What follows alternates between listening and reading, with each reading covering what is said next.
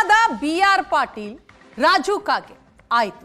ಈಗ ಗೃಹ ಸಚಿವ ಡಾಕ್ಟರ್ ಜಿ ಪರಮೇಶ್ವರ್ ಅವರ ಸರದಿನ. ಎಸ್, ಅಂತಹದ್ದೇ ಒಂದು ಸುದ್ದಿ ಇದು. ಯಾಕಂತಂದ್ರೆ ಪರಮೇಶ್ವರ್ ಅವರು ಸರ್ಕಾರದಲ್ಲಿ ಏನಾಗ್ತಾ ಇದೆ ಅನ್ನೋದರ ಸುಳಿವು ಕೊಟ್ಟಿದ್ದಾರೆ. ರಾಜ್ಯ ಸರ್ಕಾರಕ್ಕೆ ಆರ್ಥಿಕ ಹೊಡೆತನ, ಸರ್ಕಾರದ ಬಳಿ ದುಡ್ಡಿಲ್ವಾ ಅದನ್ನೇ ಹೇಳಿದ್ದಾರೆ ಗೃಹ ಸಚಿವ ಡಾಕ್ಟರ್ ಜಿ ಪರಮೇಶ್ವರ್. ಸರ್ಕಾರದ ಬಳಿ ದುಡ್ಡಿಲ್ಲ ಅಂತ ಹೇಳಿದ್ದಾರೆ.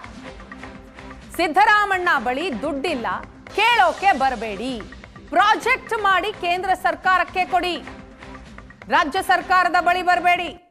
ಸಿದ್ದರಾಮಯ್ಯ ಬಳಿ ದುಡ್ಡಿಲ್ಲ, ಅಕ್ಕಿ ಬೇಳೆ ಎಣ್ಣೆ ಎಲ್ಲ ಕೊಟ್ಟು ಬಿಟ್ಟಿದ್ದೆ, ಕೇಂದ್ರಕ್ಕೆ ಕಳಿಸೋಣ, ಅವರ ಹತ್ರ ಬೇಕಾದಷ್ಟು ದುಡ್ಡಿದೆ, ಮೋದಿ ಸಾಹೇಬ್ರ ಹತ್ರ ಬೇಕಾದಷ್ಟು ದುಡ್ಡಿದೆ, ಬಾದಾಮಿ ರಕ್ಷಣೆ ಮಾಡಿದಂತೆ ಆಗತ್ತೆ, ಬಾದಾಮಿ ಇನ್ನಷ್ಟು ಸುಂದರ ಆಗತ್ತೆ, ಸರ್ಕಾರದ ಬಳಿ ದುಡ್ಡಿಲ್ಲ ಅಂತ ಸ್ವತಃ ಗೃಹ ಸಚಿವ ಡಾಕ್ಟರ್ ಜಿ ಪರಮೇಶ್ವರ್ ಅವರು ಹೇಳಿದ್ದಾರೆ. ನೀವೊಂದು ದೊಡ್ಡ ಪ್ರಾಜೆಕ್ಟ್ ಅನ್ನ ಮಾಡಿ ಈ ಊರನ್ನೇ ಅಭಿವೃದ್ಧಿ ಮಾಡತಕ್ಕಂತ ರೀತಿಯಲ್ಲಿ 1,000 ಕೋಟಿ ಹಾಕ್ಬಹುದು. ಎದುರ್ಕೋಬೇಡ, 1,000 ಕೋಟಿ ಅಂದ್ರೆ ಎದುರ್ಕಂತೀಯ.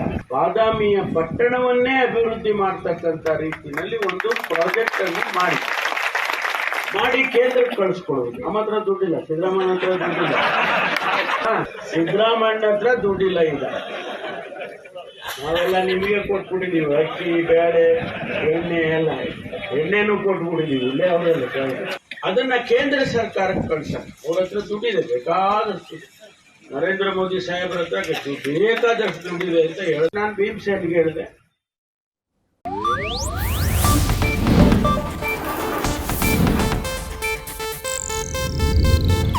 ಇದು ಏಷ್ಯಾನೆಟ್ ನ್ಯೂಸ್ ನೆಟ್ವರ್ಕ್ ಪ್ರಸ್ತುತಿ.